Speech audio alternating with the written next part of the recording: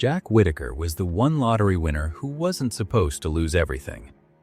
Most lottery disasters follow the exact same script. A teenager blows it on cars within 2 years. A single mom gets swarmed by relatives. Someone who's never managed a paycheck suddenly has to manage a fortune. But Jack? He already ran a multi-million-dollar construction company he'd built from nothing. He was already worth $17 million. If financial experience could protect anyone from what came next, it should have protected him. It didn't. He couldn't stop the spending. He couldn't hold his marriage together. He couldn't even keep the fortune he already had. By every measure, Jack was supposed to be the lottery story with a happy ending. Instead, just a few years later, his granddaughter was found dead, and Jack was sobbing on national television, broken down to 9 words. What happens to a person's psychology when money, experience, and character all turn out not to be enough? The answer has almost nothing to do with money management. It's a documented condition called sudden wealth syndrome. It is the thing wired into every human being that made Jack's downfall almost inevitable. And that exact same wiring is sitting inside you right now, shaping every trading and investment decision you make, whether you've ever bought a lottery ticket in your life or not.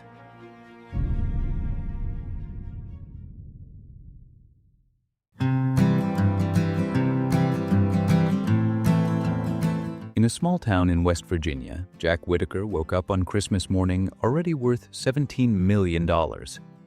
He wasn't lucky, he was disciplined. He had built a heavy contracting business from the dirt up. He still drove his own truck to work. He still stopped at the same gas station every morning at 6:30 for the exact same order, 2 biscuits and bacon. He was a man who understood the friction required to build wealth. He gave to his church, quietly took care of his people, and had his life perfectly dialed in. Then came the anomaly. He turned on the television and watched the numbers he had scribbled on a Powerball ticket match perfectly. $314 million, the largest undivided jackpot in American history. At first, he did exactly what a disciplined man is supposed to do. He flew to New York for the morning shows. He pledged 10% to Christian charities. He walked into that same gas station, bought the woman who made his biscuits a house and a car, and handed her a check for $44,000. He even launched a foundation to help low-income families. He was supposed to be the exception, the guy who was already grounded, the guy whose psychological container was already big enough to hold the windfall. It wasn't. 2 years later, his granddaughter, the person he loved most in the world, was found dead, wrapped in a plastic tarp behind an abandoned van. She was 17. By 2007, he was sitting on national television, completely broken, sobbing out 9 words. I wish I'd torn that ticket up. But his destruction didn't stop there. His daughter died in 2009. His house burned to the ground in 2016. By the time he died in 2020 at the age of 72, he was alone with almost nothing left.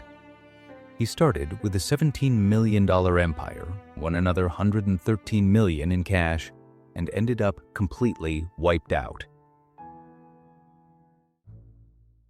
Now, as a trader or an investor, your first instinct is to distance yourself from this. You're probably looking at Jack's story and telling yourself he was just an outlier, that his risk management was non-existent, that if you suddenly caught a black swan event, hit a massive take profit, or woke up to a portfolio that went parabolic, your discipline would kick in. Stay with me a second, because this isn't really a story about a guy who bought a winning piece of paper. It's an autopsy of your trading mindset. It exposes the silent, destructive flaw wired into the human mind when a massive windfall bypasses the friction of your proven edge. The brain's baseline is hijacked. It stops treating the funds as real capital. That wiring is sitting inside you right now. It is quietly dictating how you manage a winning streak, why you self-sabotage after a massive green month, and why hitting your ultimate profit target might just be the most dangerous thing that can ever happen to your portfolio.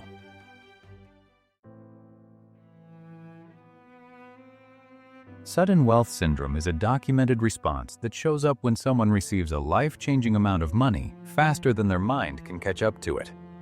The symptoms read like a checklist: anxiety, paranoia, pulling away from people, guilt, spending you can't seem to stop, not trusting anyone around you, and a strange disconnect between who you were before the money and who you're supposed to be now.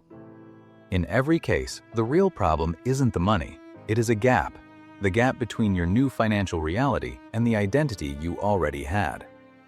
And what most people don't know is, you can't close that gap by getting more money. You close it by doing work that has nothing to do with money at all. Jack Whittaker didn't lose everything because he was reckless. He was already a self-made multimillionaire who had proven he could build and manage wealth. What had never been tested on was what happens to a person's psychology when their net worth multiplies by 6 in a single afternoon. What happened to him was hedonic adaptation, running full speed in the wrong direction. And this is how it works. Everyone has a psychological baseline, a default emotional setting they drift back to no matter what happens around them. The research on this goes back to a 1978 study by psychologists Brickman, Coates, and Janoff-Bullman, who compared the happiness of major lottery winners against people who had been paralyzed in accidents.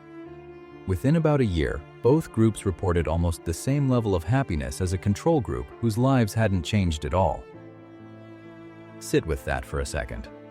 People who had won millions, people who could no longer walk, both back to roughly where they started emotionally.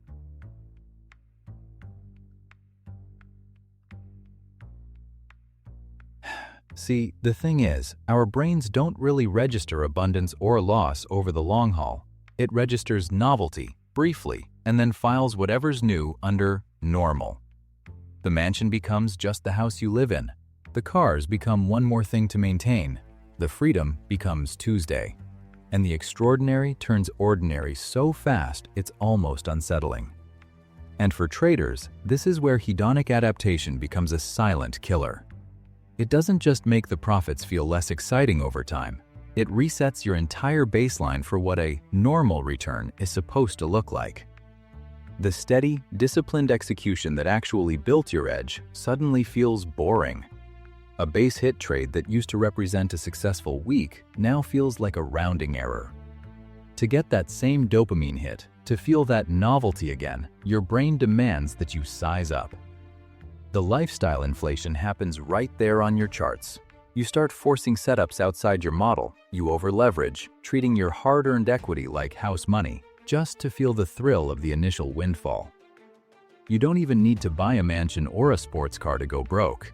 You just slowly bleed your account back to the market, stop loss by stop loss, because your psychological container couldn't hold the capital, while the money is leaving.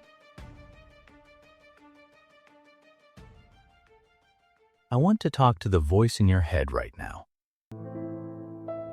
The one quietly saying, "That wouldn't be me. I would be smarter than that. I have a plan. I wouldn't carry $500,000 in a suitcase to a strip club. I wouldn't do what Jack did." That voice is the most expensive thought you will ever have, because it assumes what destroyed Jack Whittaker was a string of obviously bad decisions, that if you had been standing in his shoes with better judgment, things would have turned out differently. But this is what actually happened to him. He didn't lose $113 million in one reckless afternoon. He lost it in 1,000 small, individually defensible moments spread across several years. He gave money away because he was genuinely a generous man. He helped family because that's what his values told him to do. He said yes to almost every request because telling people no, with that much sitting in his account, felt wrong to him. Winning didn't turn him into someone else. It turned him into a louder version of who he already was. The generosity, the confidence, the loyalty to his community, the need to be respected, the taste for a good time, all of it got handed a megaphone. Economists Hankins, Hoekstra, and Skiba tracked lottery winners in Florida for years, and what they found wasn't extravagant spending or bad investments. Most winners who went bankrupt did it through ordinary consumption: food, helping out family, social obligations, housing. Normal stuff just scaled past what their baseline could carry once the money slowed down. They didn't go broke making bad decisions. They went broke making human ones. And that's exactly where this stops being a lottery story. It's a windfall story.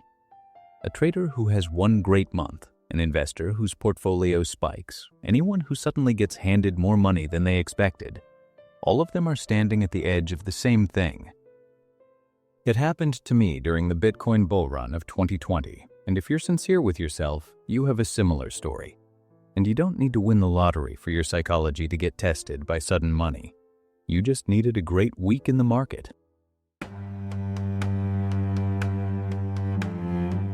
This is something nobody quite says out loud in these conversations, but it is something Morgan Housel gets close to in The Psychology of Money without ever naming it directly. Your identity is more expensive than your income. Everyone carries an internal sense of what kind of life they deserve, what level of comfort counts as normal, what generosity is supposed to look like for someone like them, what success means in the eyes of the people they grew up around. That picture got set long before you ever had money, by your childhood, your family, the culture, and the neighborhood you came up in. It doesn't update just because your bank balance does. That's the real mechanism behind the lottery curse. It's also the same mechanism behind trading accounts that grow, collapse, grow again, and collapse again, almost on a loop. Think about Jack Whittaker again. Before the lottery, he was a self-made man in a small West Virginia town. And in that world, you didn't hoard. You looked after your people, wealth was for sharing, success meant the people around you benefited too. That was his identity.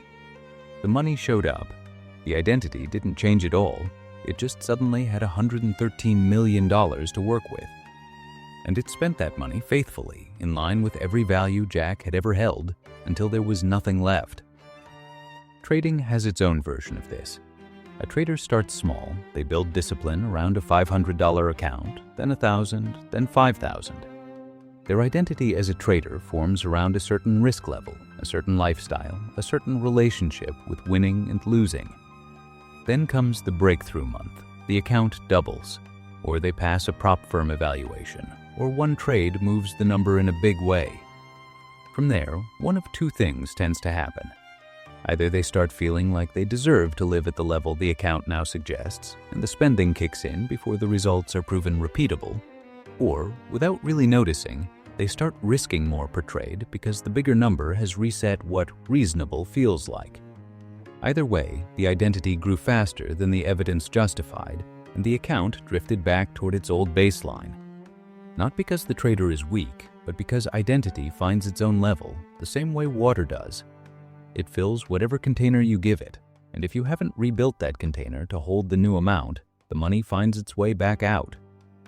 This is basically what Mark Douglas spent his career trying to get traders to understand. The work was never really about the market. The market is a mirror. What you see in it is you.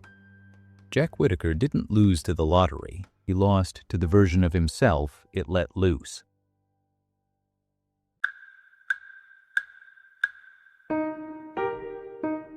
Let's bring this into the room you're sitting in. You're a trader or an investor. You're here because you're trying to build something real with money, not just understand it as theory. So none of what we've talked about is abstract for you. It's operational, and it's happening inside your decision-making right now, whatever level your account is at. Let's get specific. Ask yourself a few questions. Have you ever had a good run in the market and felt your lifestyle start to stretch in response? It doesn't have to be something dramatic, just a slightly better hotel, a meal you wouldn't normally justify, a purchase you decided you had earned. And then, when the drawdown hit, the lifestyle didn't shrink back as fast as the account did. That is the hedonic adaptation. Life. Your baseline rising faster than your consistency can support. Have you ever sized a position bigger than your plan allowed because the account was up, the setup felt too good, and your recent run made this feel like your moment? And have you noticed that the trades where you broke your own rules on size were more often than not the ones that hurt the most? That's your identity outrunning your strategy. That's Jack Whittaker carrying $500,000 in a suitcase because by then it just felt normal to him. Have you ever watched your account climb towards some number that meant something to you? 10,000, 50,000, 100,000, and then, in a way you couldn't quite explain, watched it slide back below that line, over and over. That's your baseline protecting itself. Your psychological identity has a set point, the same way your happiness does. We build that set point from the inside, where the account keeps finding its way back to familiar ground. See, none of this is about intelligence. It is not even about strategy. Jack Whittaker had built a $17 million business before he ever bought a ticket. He was smart, he was experienced, and had already proven he could make money and manage it. What he didn't have was a psychology that had been deliberately stretched to hold what he was about to receive. That gap between the money and the psychology is the only gap in trading that matters. So, what do you do with this? It's not a budget, not a savings plan, not a rule about withdrawals or a risk management spreadsheet. Those things matter, but they're not the answer. The answer is identity work, done before the money shows up. The traders and investors who keep what they make and keep growing it without swinging between breakthrough months and blown accounts all share one thing. They decided who they were financially before the results proved it. They didn't wait to feel like a serious trader. They built that identity into how they journaled, how they honored their own rules, how they treated a $50 loss and a $5,000 loss with the same process, how they refused to let any single result define them. They built the container before they ever needed it to hold something big. This is what that looks like in practice. First, you have to separate your emotional state from your account equity. Your balance is just data. It's not a verdict on your worth, your intelligence, or your future. Jack Whittaker let his balance become a mirror of his identity. When it was big, he felt big. When it started shrinking, his behavior escalated to protect the identity, not the money. Traders do this constantly. A loss doesn't just cost money, it costs a piece of who you think you are, and the scramble to win it back is rarely about the money at all. Secondly, you need to build psychological wealth before financial wealth. That's your relationship with uncertainty, your ability to sit through a drawdown without it changing your behavior, to take a loss, write it down, learn from it, and show up tomorrow running the same process. That's really what Morgan Housel is getting at in The Psychology of Money. It's not a budgeting book. It's making the case that your long-term results come down to behavior far more than investment knowledge, to how you're wired to respond when you win and when you lose. Third, and this one applies most directly to the lottery curse, get suspicious of sudden expansion. When something good happens fast, the right move isn't to rebuild your life around the new number immediately. It's to slow down and ask whether your psychology has actually caught up, or whether you're just excited, and to let the results settle before it's allowed to change how you live or trade. Whittaker had $113 million in his account and was still carrying $545,000 of it around in a suitcase within a year of winning. His psychology never caught up to the number. It just kept finding more expensive ways to express the person he'd always been. The goal is to be someone whose psychology stays slightly ahead of their account, not behind it. Windfalls happen in trading too. They just wear different clothes. A prop firm payout, a trade that runs further than expected, a month that triples your target, an account that finally breaks the ceiling you've been stuck under for 6 months. Every one of those is a small-scale Christmas morning, a jump in your financial reality that arrives faster than your psychology can catch up. The question is whether you're willing to look, and whether you're willing to change what looks back. Because that's the only version of this story that ends differently. Jack wished he had torn up the ticket, but you have a better option. Build the person who would have kept the money before the money ever shows up. Start there. Everything else is secondary. If any of this landed, there is a video that picks up right where this one stops. Everything we just talked about happens in reverse too.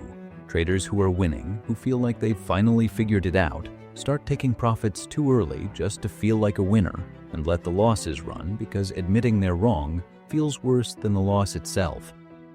Same mechanism as Jack Whittaker, it is titled Why winning is the fastest way to go broke. Click the recommended video and watch it now. Please don't forget to like and share the video, subscribe to our channel so you don't miss videos like this in the future.